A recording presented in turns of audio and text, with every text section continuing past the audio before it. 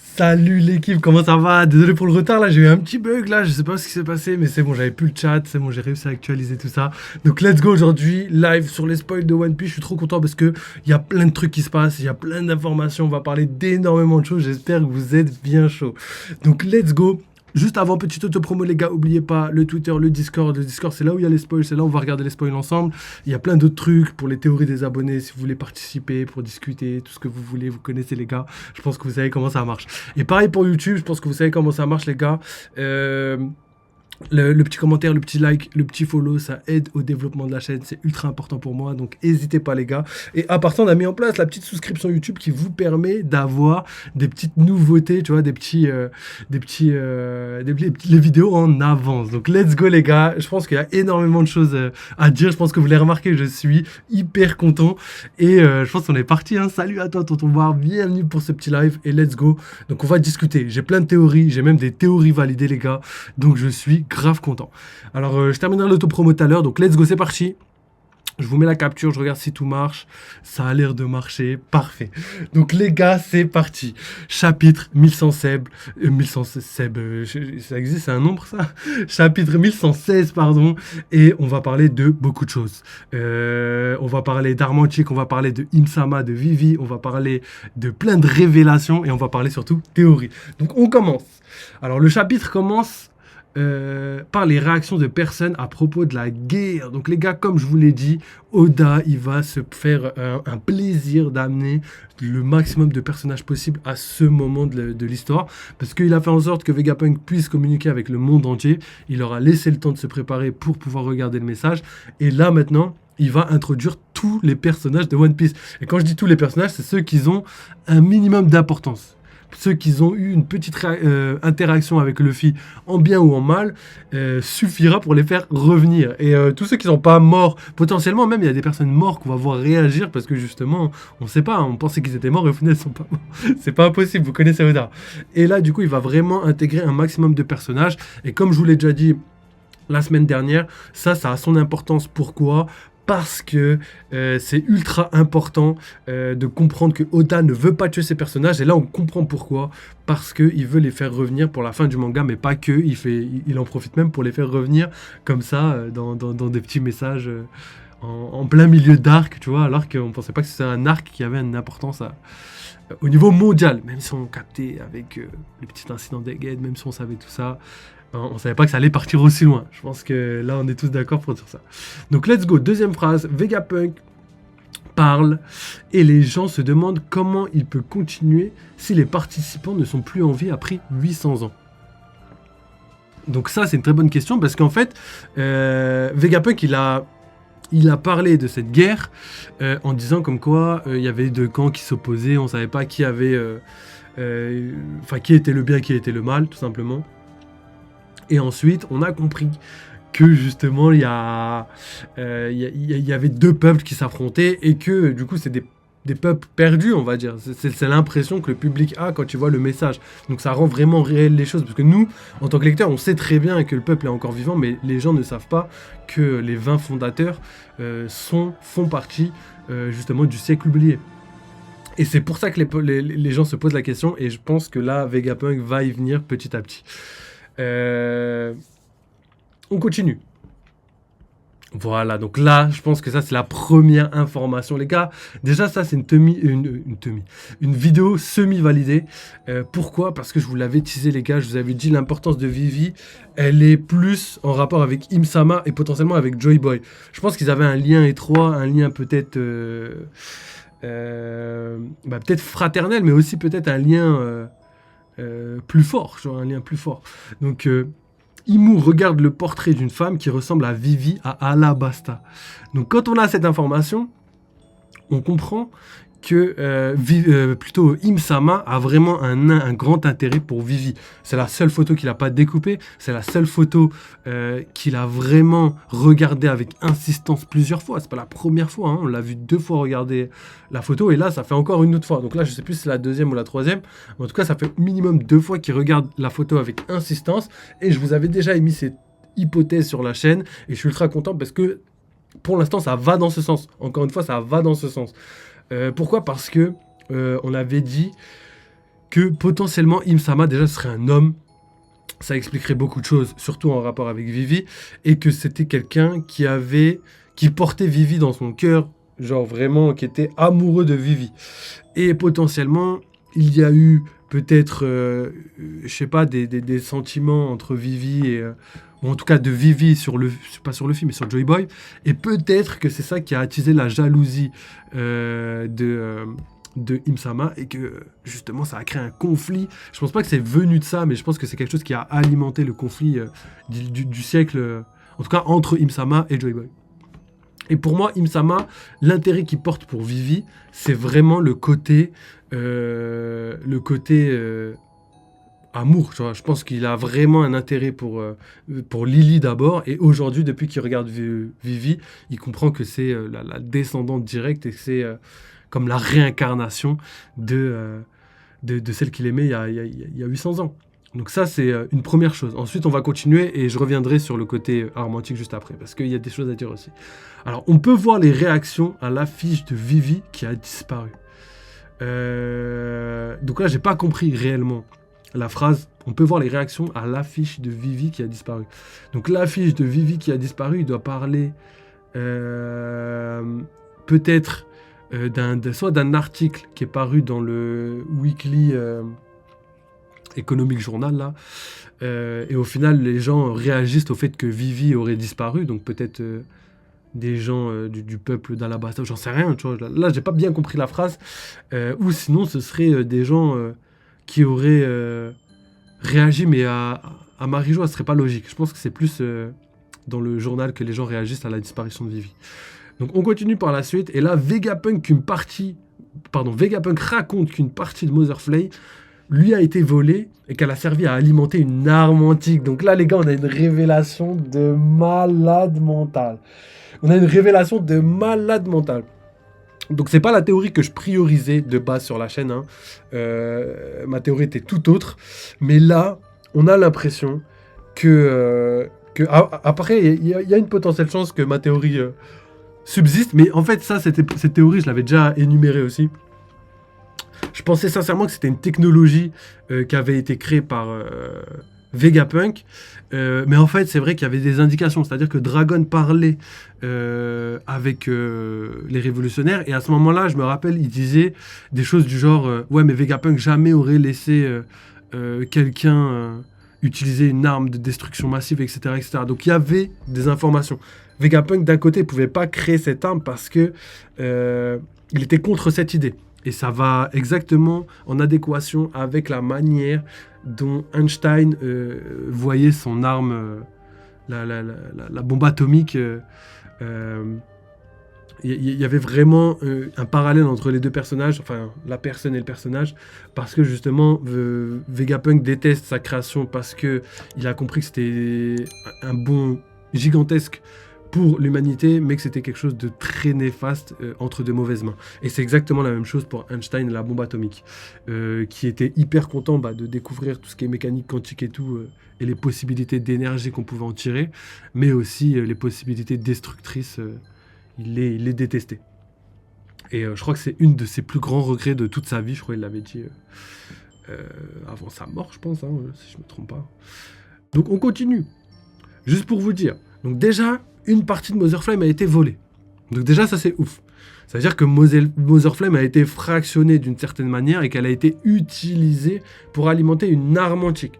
Donc là, on va reprendre un petit peu tout ce qui se passe et toutes les informations qu'on a dans le chapitre, enfin dans les chapitres précédents, parce qu'il faut bien tout comprendre. Premièrement, la source d'énergie. Donc on a compris que Motherflame était une source d'énergie quasi illimitée, d'après Vegapunk et d'après les utilisations, d'après la capacité destructrice de Loluzia. Et quand on comprend ça, il faut aussi prendre les autres arguments qui disent que Vegapunk n'était pas à la hauteur au niveau énergie, parce que pour moi c'est ultra important de comprendre que Motherflame n'est qu'un fragment de la puissance de l'arme antique. C'est-à-dire que même si là, l'arme antique a été éveillée, même si on l'a alimenté avec Motherflame, ce n'est qu'un fragment de ce que c'était réellement dans le passé. Pourquoi ? Parce qu'on sait que l'énergie utilisée n'était pas la même. Là, on voit une flamme, et je pense que l'énergie du siècle oublié, c'était l'énergie solaire, donc une énergie beaucoup plus grande. On l'a vu avec, par exemple, Luffy et le robot géant qui s'éveillait, alors que Mother Flame est là depuis très longtemps sur l'île, enfin très longtemps, suffisamment longtemps, pour que le robot s'éveille, et au final, c'est pas ce qui s'est passé. Donc, quand on comprend ça, on se dit que même, malgré la capacité destructrice gigantesque de cette arme, on peut supposer que cette arme est, d'un point de vue, je dirais pas logique, mais d'un point de vue de puissance, d'échelle de puissance, est quand même en dessous de ce qu'on pourrait imaginer concrètement. Et ça, c'est ouf. Salut Samnino, comment tu vas? Est-ce que tu as lu les spoils? Là, c'est une dinguerie monumentale. Donc, quand on voit ça, on sait que Vegapunk donc, a perdu une partie de Mother Flame. Et même juste, pour revenir à ce que je disais, juste le fait qu'il n'y ait qu'une partie de Mother Flame et pas l'entièreté de Mother Flame montre un petit peu que les dégâts créés par l'arme, c'est que des dégâts temporaires, j'ai envie de dire. Enfin, des dégâts restreints, voilà. C'est le mot juste, je pense. Non, j'ai pas vu, je viens de finir le taf. Ben écoute, voilà, là, on est en train de lire ça et c'est un truc de ouf. Donc on a parlé de Im-sama qui a un intérêt pour Vivi, et là on parle des armes antiques qui a été, entre guillemets, révélé parce que il y a peut-être encore un espoir. Et d'ailleurs, il y a une autre théorie. Bon, je pense pas que je voulais partager sur cette chaîne, mais j'avais vu un truc, elle était un peu farfelue et je l'assumais pas. Et là, je vais vous la dire. Pourquoi? Parce que c'est quelque chose d'intéressant. On verra ça juste après. Donc, on continue. Edison et Stussy discutent. Donc, Edison et Stussy qui discutent, donc ils doivent sûrement parler de la vie et de la mort, parce que les deux sont, entre guillemets... Donc, Stussy, elle a perdu la volonté de vivre, et Edison, lui, il a perdu 70% de ses capacités. Donc, en gros, ils sont entre la vie et la mort, mais chacun a des opposés assez marrants. Donc ça, j'ai beaucoup aimé. Et du coup, bah, je pense que Edison, qui lui est quasiment mort physiquement, transmet un petit peu sa volonté de vivre à Stussy, qui Stussy, elle, est un petit peu morte psychologiquement. Et justement, ça fait un beau parallèle. Donc voilà. Ça, c'est assez sympa. Ensuite, il y a York qui est surprise que Vegapunk soit au courant du vol de Mother Flame. Donc ça, c'est ouf. Ça veut dire que même York, qui, elle, avait un coup d'avance sur Vegapunk, parce que Vegapunk n'était pas au courant qu'elle l'avait trahi, mais Vegapunk était quand même suffisamment intelligent pour comprendre que quelque chose clochait au niveau de Mother Flame. Et du coup, c'est ça qui est ouf, c'est que malgré que Vegapunk ne savait pas d'où venait la traîtrise, il savait quand même qu'il y avait un traître. Et c'est pour ça d'ailleurs que sûrement il avait théorisé sur sa mort. C'est-à-dire que quand il a appelé Dragon au début de l'arc, il lui a dit je vais bientôt mourir. Et effectivement, il avait raison, il avait totalement raison. Il avait vu l'avenir. Tu vois. Il a mis son intelligence au service de sa vie, et au final, il a très vite compris que ses jours étaient comptés. Et donc on continue avec une nouvelle phrase. Donc, York découvre l'emplacement du Deden Mushi et appelle les 5 doyens. Deuxième théorie validée, les gars, c'est un truc de ouf, non? Je vous avais dit, les gars, Oda, il est tellement habitué au cliffhanger, je sais pas si tu te rappelles, Samnino, dimanche, on en avait parlé, mais ça fait des semaines et des semaines que je vous en parle. Je vous ai dit, les gars, Oda, je le connais trop. Il adore les cliffhangers, et c'est d'ailleurs pour ça que le manga dure 20 ans et qu'on s'est toujours pas lassé de ce manga, parce que Oda, il adore faire ça. C'est-à-dire qu'il va te mettre plein d'informations, et là, il va te dire un truc de ouf, et il va te couper le message pour éviter de te donner la fin du message. Il a fait exactement pareil à Ohara, je sais pas si vous vous souvenez, je me rappelle que c'était Clover qui parlait justement du siècle oublié, qui racontait qu'il y avait une guerre d'il y a 100 ans, qu'il y avait des armes antiques, et que le peuple qui a gagné cette guerre était donc les 20 fondateurs, et qu'à la fin il a dit ce royaume s'appelle, et juste à ce moment-là on leur donne de le tuer et il meurt. Du coup on ne connaît pas le nom du royaume. Et il y a une grosse théorie, je pense qu'on en a parlé plusieurs fois sur la chaîne, c'est la théorie de l'aube, et peut-être que le royaume s'appelait... Down, tu vois, quelque chose Down en rapport avec l'aube. On sait le rapport que Luffy a avec le soleil et surtout avec l'aube, une aube nouvelle, une nouvelle ère, etc. L'aube du nouvel ère, etc. Donc on comprend rapidement que Oda adore couper pile poil au bon moment pour éviter de donner des informations. Et si jamais il avait donné le nom du royaume, eh ben on aurait trop théorisé sur le côté aube, tu vois. Aube, soleil, machin chose, ça donnait trop d'informations. Alors que là, maintenant, limite, tu pourrais le dire que ça nous choquerait beaucoup moins parce qu'on a les informations par rapport à Luffy, Nika, etc. Alors qu'à l'époque, on ne l'avait pas du tout. Donc, vous comprenez où je veux en venir, entre guillemets. Donc, je suis archi content pour la théorie validée. Et du coup, il découvre l'emplacement du Dead End Mushi. Et du coup, les 5 doyens vont sûrement s'en occuper assez rapidement. Et là, les gars, c'est là où ça devient chaud de ouf. Parce que si les 5 doyens s'occupent de l'escargophone, je pense qu'ils vont tous se réunir et le premier qui arrive et le détruit le plus vite possible pour justement empêcher la diffusion du message à l'échelle mondiale. Et du coup, qu'est-ce qu'on va faire? Ça veut dire qu'on va se concentrer sur les Mugiwara. On a vu que les Mugiwara étaient prêts. C'est-à-dire que là, on a vu juste avant que Edison et Stussy discutaient. Et sûrement, Stussy va désactiver le dôme parce que ça ne sert plus à rien. Je pense que vous l'avez remarqué, les Tenryubito rentrent et sortent comme si c'était une auberge de jeunesse. Blague de 1960.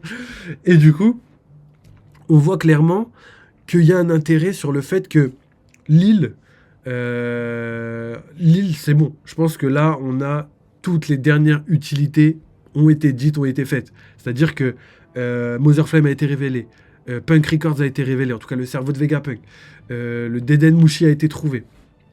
Les seuls trucs qui restent, même je veux dire les Séraphins et les soldats du gouvernement mondial ont été aussi libérés.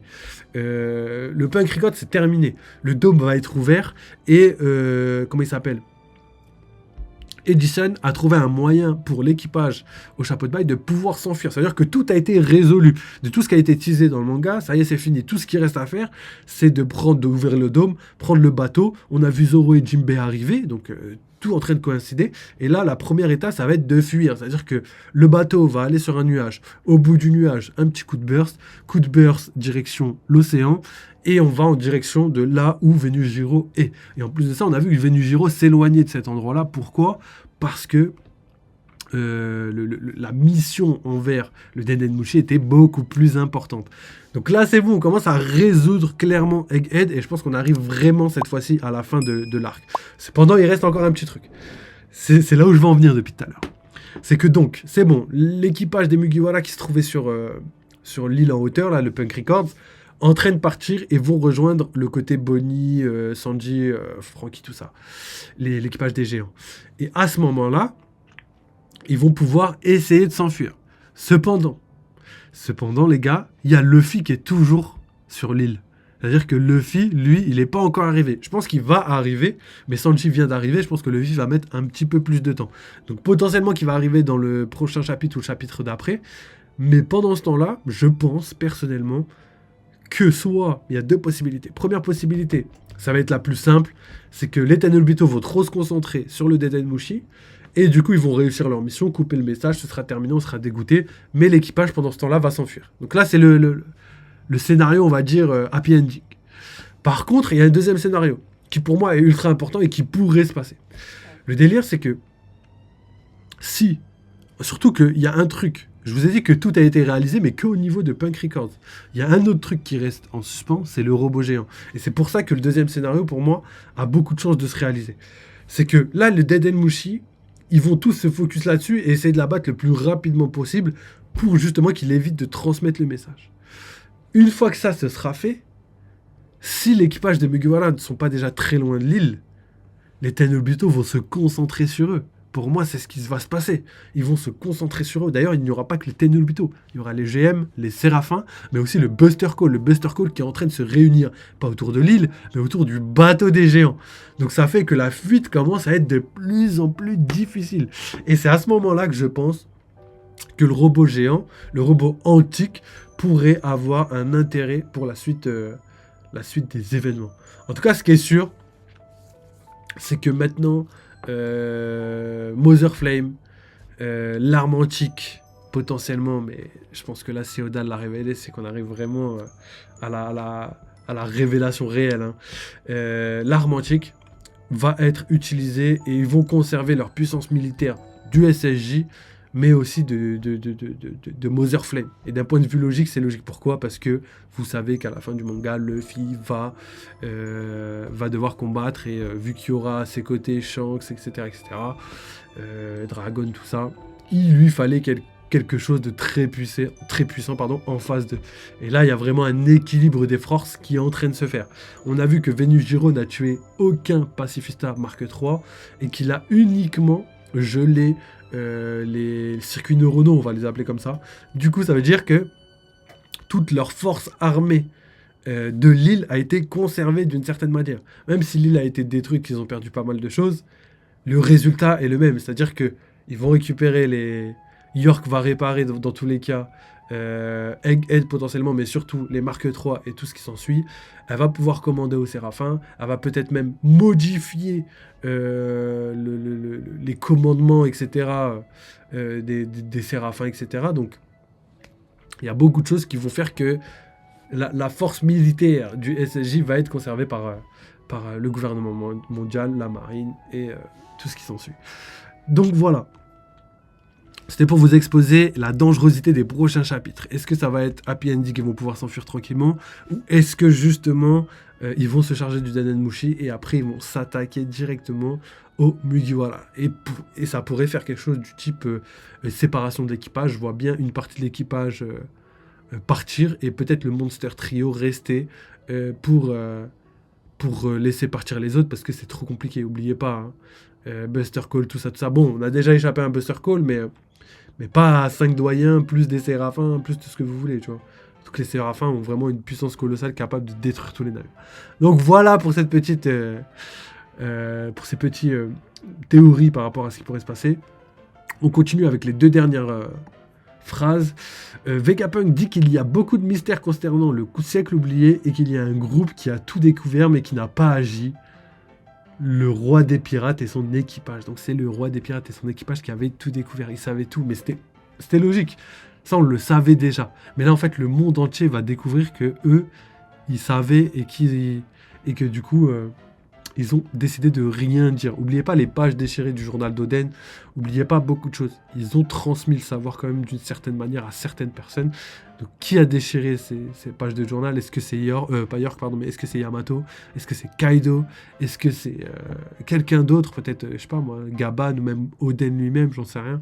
Mais en tout cas, ce qui est sûr, c'est qu'ils savaient tout et qu'il y a encore des traces de cette histoire quelque part. Et je pense que Momonosuke va avoir plus d'informations grâce à ce que Vegapunk est en train de dire, et qui pourrait lui-même, je dirais pas réveiller l'arme antique, mais qui pourrait, entre guillemets, d'une certaine manière, comprendre l'enjeu et son rôle à l'échelle mondiale, en tout cas pour la fin du manga. Ensuite, on continue. À Shabanji, nous voyons Shaki, donc le bar de Shaki. Et Rayleigh est ivre, donc Rayleigh qui n'est pas apparu depuis très longtemps, depuis l'altercation avec Barbe Noire. Je ne suis plus qu'un vieil homme, et les vieux comme Vegapunk ne devraient pas gâcher le plaisir des jeunes.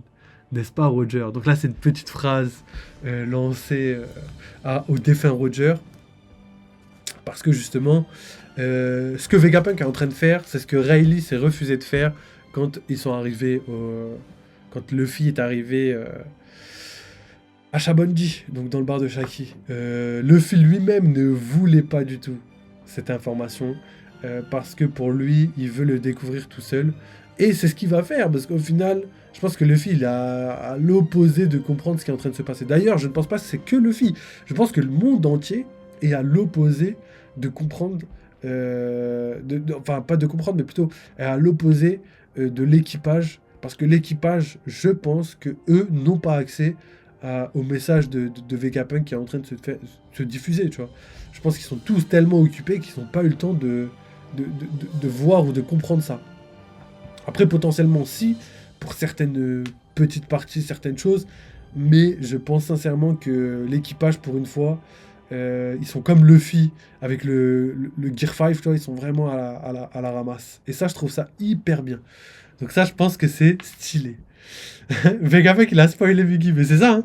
Vegapunk, il a vraiment décidé de spoil le monde entier. Mais du coup, les Buggy, avec de la chance, ils ont réussi à vesquer les spoils. Mais bon, je pense que quand ils vont partir à Elbaf, ils vont relire le journal comme ils l'ont toujours fait. Et au final, Ils vont être spoil d'une certaine manière. D'ailleurs, Robin, je pense qu'elle elle va avoir un rôle essentiel parce qu'elle a des informations que potentiellement Vegapunk n'a pas. Tu vois, elle a vu des poneglyphes que Vegapunk n'a pas vu. Tu vois. Donc si elle rassemble peut-être des morceaux de chaque message, peut-être qu'elle aura des informations à apporter sur, par exemple, la partie du message que Vegapunk n'aura pas le temps de dire. C'est-à-dire que potentiellement Robin aura des informations, mais le monde entier n'aura pas ces informations parce qu'il n'y a que Robin qui peut les avoir. D'ailleurs, c'est ultra possible parce que rappelez-vous, Robin, elle l'avait jamais dit, mais elle connaissait l'emplacement de Pluton. Hein. Il me semble que c'était Pluton. Elle connaissait depuis très longtemps l'emplacement de Pluton et elle l'avait jamais dit. Je crois qu'elle avait vu l'emplacement de Pluton à Alabasta, si je me trompe pas. Et tout ce temps-là, elle nous l'avait pas dit. Elle n'avait pas dit que c'était à Wano qui se trouvait. Elle avait dit qu'elle avait vu des trucs. En tout cas, c'est le gros Cobra qui avait dit qu'elle savait. Mais Robin la traîtresse, c'est vrai que Sam Nino, il a une théorie depuis pas mal de temps. Et c'est vrai qu'il arrête pas de dire que Robin c'est une traîtresse. Mais moi, je peux pas y croire. Je peux pas y croire, mais c'est peut-être aussi parce que je veux pas y croire. Je pense pas que ce soit une traîtresse. Elle aurait pu trahir les Mugiwara déjà avant, à Agnès Lobby et tout. Elle a déjà essayé et au final, elle a regretté. Et je pense pas. Je pense pas. Je pense pas. Mais du coup, elle a gardé quand même cette information pour elle. Mais en fait, elle l'a pas gardée pour elle. C'est juste qu'elle l'a pas dite parce qu'elle savait que c'était des informations sensibles. Et aussi parce que pour le scénario, tu vois, c'est Oda qui a décidé de pas lui faire dire parce que voilà, il voulait pas le dire que Pluton se trouvait à Wano. En tout cas, tout ce qu'on sait, c'est où se trouve Poséidon et où se trouve Pluton. Et là, maintenant, il y a Uranus et je comprends pas. Uranus, par contre, ça, je ne comprends pas. Parce que elle est aux mains de Im-sama, gros. Uranus aux mains de Im-sama. Et c'est ce qui aurait détruit le monde à l'époque. Donc les forces, on va dire, s'équilibrent. On a donc Pluton-Uranus et Poséidon. Donc on a les trois armes antiques.